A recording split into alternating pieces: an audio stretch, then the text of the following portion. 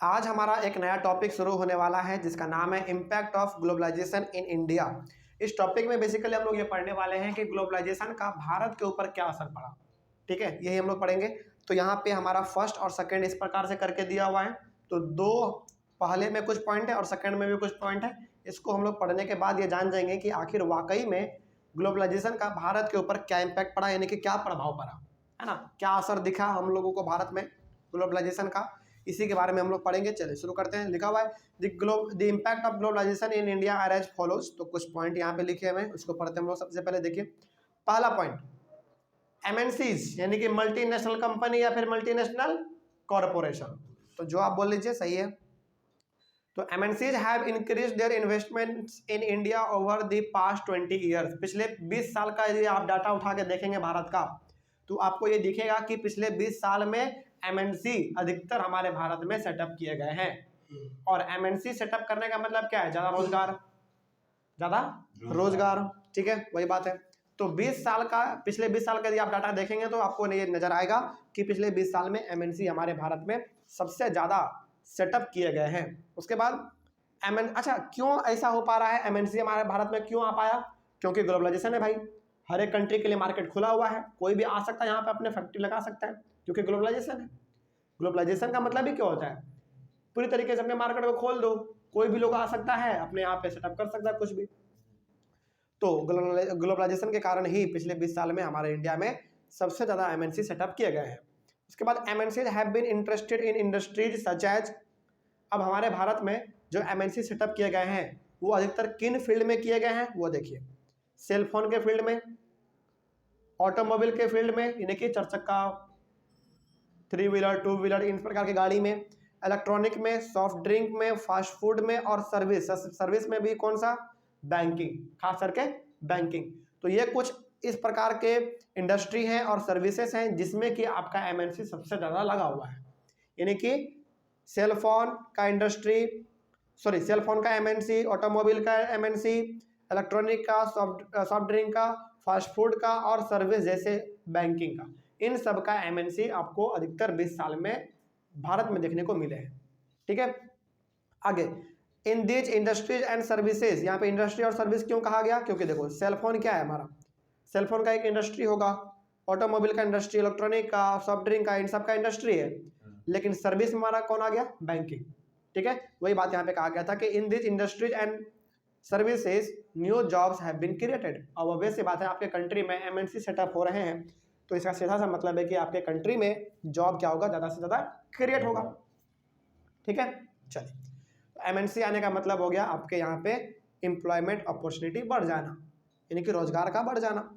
आगे local companies also get benefited. MNC आने के कारण हमारे भारत के जो लोकल कंपनी थे, छोटे मोटे जो कंपनी थे, उसको भी बेनिफिट हुआ by supplying raw material to this industry. बड़े बड़े इंडस्ट्री को, यानी कि बड़े बड़े एमएनसी को रॉ मटेरियल वो लोग सप्लाई करते हैं, छोटे मोटे कंपनी, तो इनको भी फायदा होता है ना। तो ये सबका सब जो फायदा आप यहाँ पे देख पा रहे हैं, 4 पॉइंट, ये ऐसा क्यों हो पाया? एमएनसी हमारे भारत में क्यों आ पाया? अलग अलग प्रकार का इंडस्ट्री, अलग अलग प्रकार का सर्विस हमारे भारत में क्यों आ पाया? क्योंकि हमारा यहाँ पे ग्लोबलाइजेशन है, हमारा कंट्री दूसरे कंट्री से जुड़ा हुआ है ट्रेड के मायने में, इसीलिए वो लोग यहाँ पे आ पा रहा है ना। तो ये हमारा पहला इम्पैक्ट हुआ ग्लोबलाइजेशन का भारत में। अब इसका सेकंड इम्पैक्ट पढ़ लेते हैं हम लोग। देखिए सेकंड क्या है? Several top Indian companies have been able to get benefit from the increased competition. जैसे जैसे हमारा कंपटीशन बढ़ता चला गया, यानी कि जैसे जैसे ट्रेड बैरियर हटा भारत से, कब हटा था? 1991 के आसपास, है ना। तो 1991 के आसपास जैसे ही हमारे भारत से ट्रेड बैरियर हटा, वैसे ही हमारे इंडियन कंपनी को कंपटीशन का सामना करना पड़ा, और इस कंपटीशन में इनको बेनिफिट मिल गया।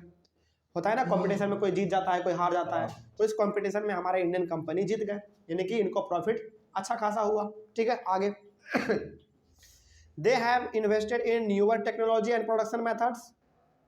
अब अलग अलग प्रकार के कंपनी हमारे भारत में आ रहे थे, तो उनको देखते हुए इन्होंने भी अपने प्रोडक्शन को क्या कर दिया? बढ़ा दिया। तो ये भी अपने अपने टेक्नोलॉजी में क्या करने लगे? इंक्लूड करने लगे, यानी कि अच्छे अच्छे टेक्नोलॉजी में ये इन्वेस्ट करने लगे। प्रोडक्शन मेथड का मतलब जिस प्रकार से प्रोडक्शन पहले करते थे उनके तरीके में उन्होंने बदलाव किया। And rise their production standard, और इनका जो तरीका था प्रोडक्शन करने का इसको भी इन्होंने इंक्रीज किया। बात समझ में आ रही है? चलिए आगे बढ़ते हैं। तो इन 2 पॉइंट में खास करके ये कहा गया है कि जैसे जैसे हमारे भारत में अलग अलग प्रकार के कंपनी आते चले गए, कंपटीशन बढ़ता चला गया, हमारे इंडियन कंपनी को बेनिफिट भी होता चला गया। ठीक है, अब चूंकि बेनिफिट भी होता चला गया, इसका मतलब क्या पुराने तरीके से ही आपको बेनिफिट होता चला गया? नहीं, बेनिफिट आपने कैसे कमाया? आपने अपने टेक्नोलॉजी में इम्प्रूव लाया, इम्प्रूवमेंट आपने किया, है ना, नए नए टेक्नोलॉजी को आपने अडॉप्ट किया, प्रोडक्शन मेथड को आपने इंक्रीज किया। इन सभी प्रकार की चीज़ों को करने से आपका जो है पूरी तरीके से प्रॉफिट बढ़ गया, यानी कि आपको बेनिफिट मिला। आगे बढ़ते हैं, फिर और क्या क्या हमको मिला। देखिए, some Indian companies get benefits from collaboration with foreign companies. जैसे जैसे ग्लोबलाइजेशन बढ़ता चला गया, अलग अलग एमएनसी हमारे भारत में आते चले गए, है ना, और हमने आपको बताया था 3 तरीका जिससे कि एमएनसी हमारे भारत में सेटअप किए जाते हैं। 3 तरीका था, उसमें से हमारा क्या था? एक ज्वाइंट वाला, याद कीजिए। ज्वाइंट में क्या होता था? बाहरी कोई कंपनी आया विदेश का, हमारे भारत के कंपनी के साथ ज्वाइंट कर गया, तो इससे हमारे भारत के कंपनी को भी बेनिफिट होता था और उसको भी बेनिफिट होता था। तो इस मायने में हमारे भारत के कुछ ऐसे कंपनी थे जो कि कोलैब कर गए। कोलैब का मतलब आपस में जुड़ गए, है ना, तो जुड़ने से उनको क्या हुआ? फायदा हुआ। ऐसा क्यों हो पा रहा है? कोई कंपनी एक दूसरे में क्यों जुड़ पा रहा है? क्योंकि ग्लोबलाइजेशन है। एक कंट्री का कंपनी हमारे कंट्री में आ सकता है, कोलैबोरेशन कर सकता है, अपने कंपनी को आगे बढ़ा सकता है, इसीलिए। आगे और क्या क्या फायदा मिला हम लोगों को? देखिए, globalisation has enabled some large Indian companies to emerge as multinational themselves. Globalisation के कारण ही हमारे भारत के कुछ ऐसे कंपनी हैं जो कि बहुत बड़ा मल्टीनेशनल कंपनी बन पाया। यानी कि ग्लोबलाइजेशन ही वो कारण है जिसके कारण हम लोग आज का देखते हैं कि टाटा मोटर्स अमेरिका में भी चलता है, चाइना में भी चलता है। क्यों चल पा रहा है आज वहां पे हमारा टाटा मोटर्स? क्योंकि ग्लोबलाइजेशन है। हमने दूसरे कंट्री को परमिशन दे रखा है भारत में आने का, तो दूसरे कंट्री ने भी भारत के लोगों को वहां पे आने का परमिशन दे रखा है। तो ग्लोबलाइजेशन का मतलब ही होता है हर एक कंट्री आपस में जुड़ना, और जुड़ता कैसे है? ट्रेड से, मूवमेंट ऑफ पीपल से, है ना, फॉरेन एक्सचेंज से, इन सब चीजों से एक कंट्री दूसरे कंट्री से जुड़ता है।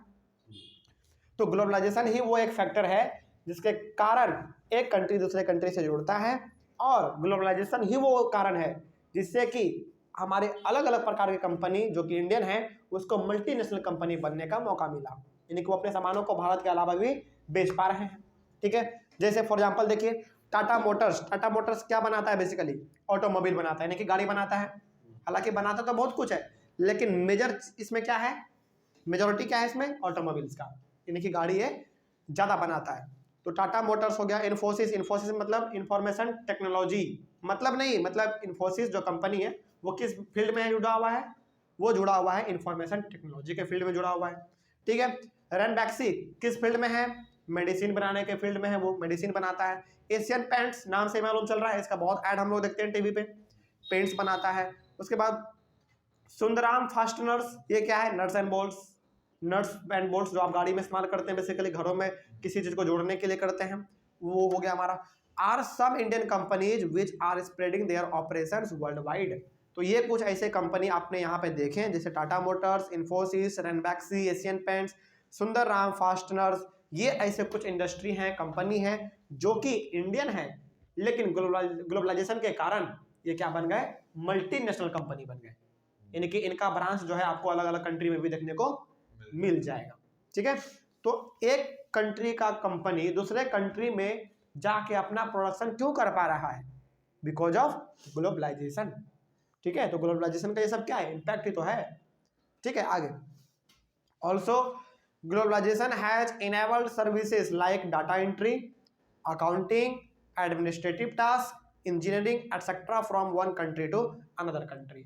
ये ग्लोबलाइजेशन का ही परिणाम है कि एक कंट्री का पर्सन दूसरे कंट्री के कामों को कर दे रहा है। फॉर एग्जांपल मान लीजिए, सपोज कीजिए कि किसी भारत के आदमी को कोई अपना अकाउंटिंग का काम करवाना हो, वो भी अमेरिका के आदमी से।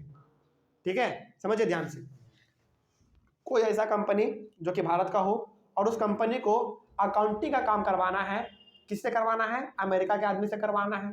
तो वो कैसे करवा लेगा? इंटरनेट के थ्रू करवा लेगा, है ना। लेकिन ऐसा क्यों हो पाया? एक कंट्री का कनेक्शन दूसरे कंट्री से थ्रू इंटरनेट क्यों जुड़ पाया? ग्लोबलाइजेशन। एक किसी दूसरे कंट्री का टेक्नोलॉजी हमारे यहाँ पे आया, फिर उस टेक्नोलॉजी को हमने इस्तेमाल किया, फिर उससे हम लोग इंटरनेट को बना दिए।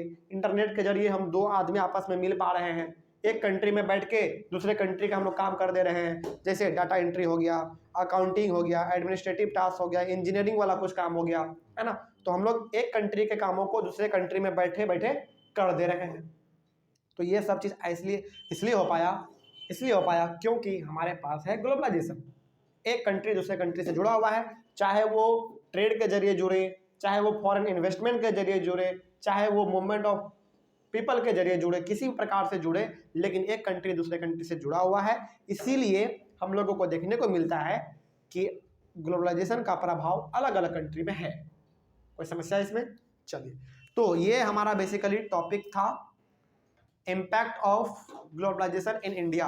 तो ग्लोबलाइजेशन का इम्पैक्ट भारत में क्या पड़ा, ये 2 पॉइंट में हमने पूरी तरीके से समझ लिया। कहीं पे कोई समस्या? चलिए, कोई समस्या नहीं है। तो हम लोग इस चैप्टर के सबसे लास्ट टॉपिक को डिस्कस करेंगे अपने अगले वाले क्लास में, जिसका नाम है the struggle for a fair globalisation. ठीक है, चलिए, थैंक यू वेरी मच।